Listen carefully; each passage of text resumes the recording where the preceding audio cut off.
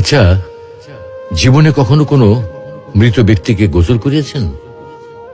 যদি কখনো সুযোগ হয় তাহলে সেই মৃত ব্যক্তিকে গোসল করাবেন।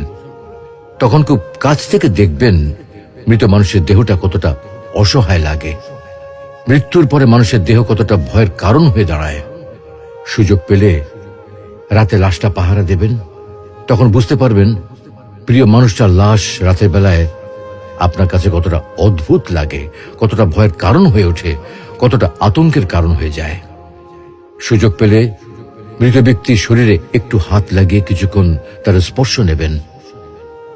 আপনি তখন উপলব্ধির সুযোগ পাবেন এই পৃথিবীতে বিশাল প্রভা প্রতিপত্তি মৃত্যুর পরে কতটা নির্যাতনের রূপ নেয়। সুযোগ পেলে আপনজনদের লাশ কবরে নামাবেন খুব আগ্রহ নিয়ে।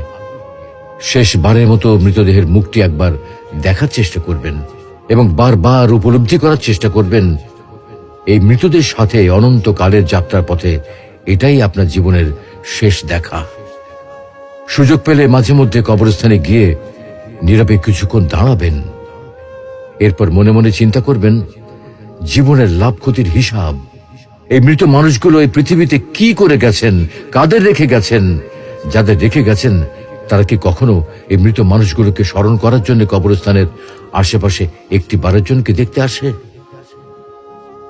আমাদের জীবনটা বড় অদ্ভুত, বৈচিত্র্যময়। আমরা এর জন্যে, ওর জন্যে, ধন সম্পদের জন্যে, ঐশ্বর্যের জন্যে, বাড়ি গাড়ি টাকা পয়সার জন্যে কত না মায়া দেখাই, আগ্রহ দেখাই, আরো চাই আমাদের। অথচ এই জীবনে আমরা মৃত্যুর কথা না ভেবে, পরকালের জবাবদিহির কথা না ভেবে কিভাবে আরো সম্পদ অর্জন করতে পারি সেই চিন্তায় বিভোর থাকি।